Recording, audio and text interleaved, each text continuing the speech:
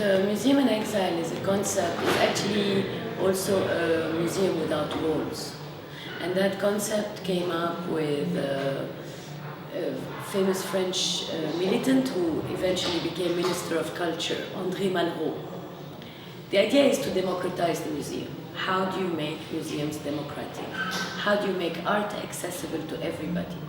With the invention of photography, the Musée Imaginaire, or the museum without walls, the idea was that you photograph the masterpieces of the world and you send them everywhere.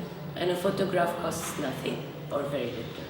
And so you can have Renaissance art and modern art in one space, in the smallest town in China or in Argentina and in Sweden at the same time. This idea was popular in the 40s and the 50s. Then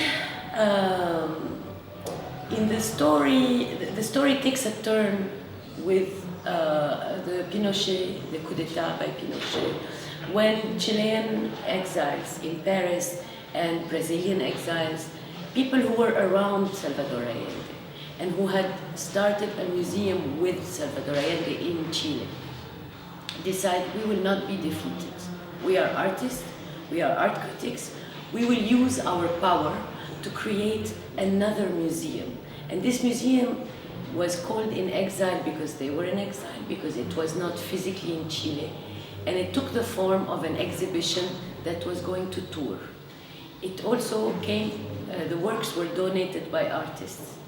But the administration of this collection was done by a committee made up of artists and art critics, etc. This is what's so brilliant, is that you do have a museum that doesn't have walls, that doesn't need a building, that it travels and it can find a home, temporary home in other buildings, but it incarnates, it is the representation of the support for Salvador Allende in spite of his death.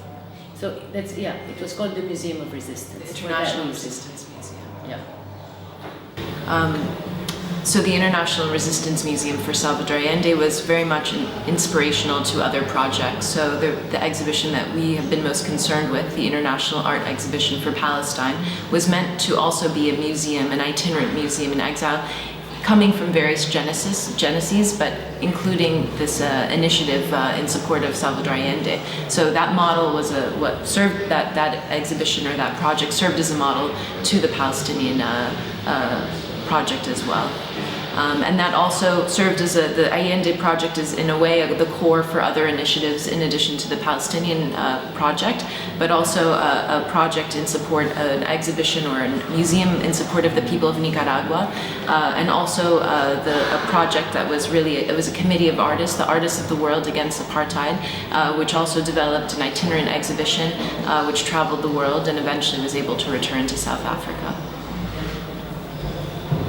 In the 1970s, and especially after the attack on the Olympic Games in Munich, PLO representatives became targets. So Wael Zuwaiter was assassinated in Rome in 72, Mahmoud al-Hamshari was assassinated in Rome in 72.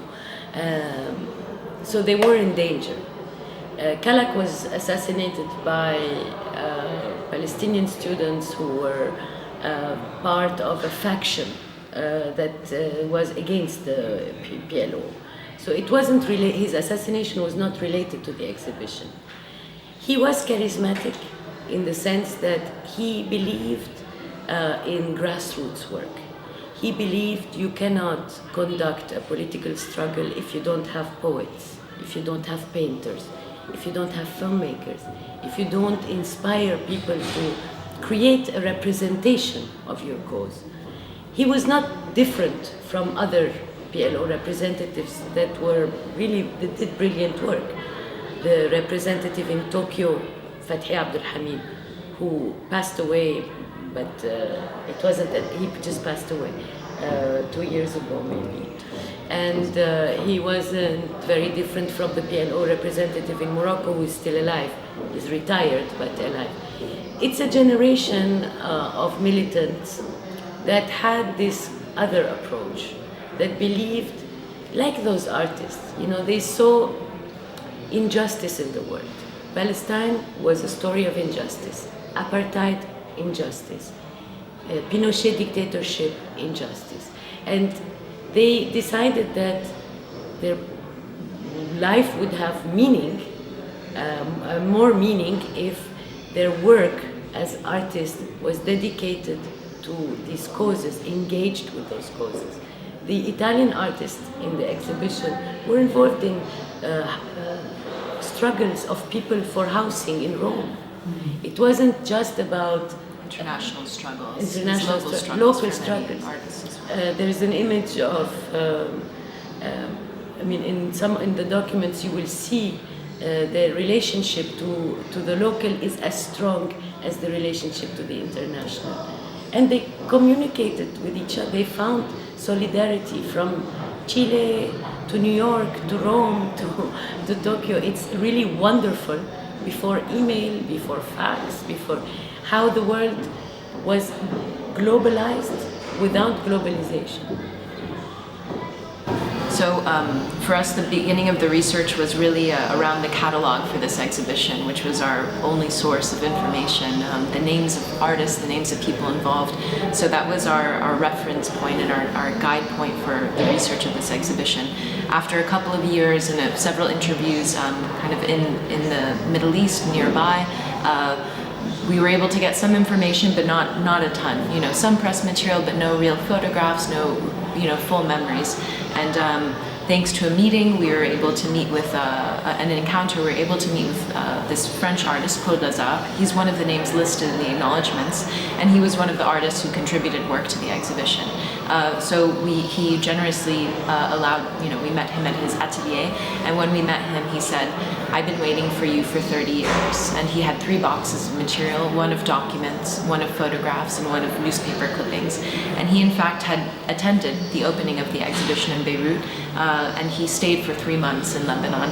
And he also was a close friend of Ezzeddine Khalaf, which is bringing back the link to the relationship between artists and representatives, diplomats. So he has been remarkably generous with his time, with his material, his own stories, and thanks to him, we were able to show material, show images of the exhibition. Prior to that, we did not have access to that type of material.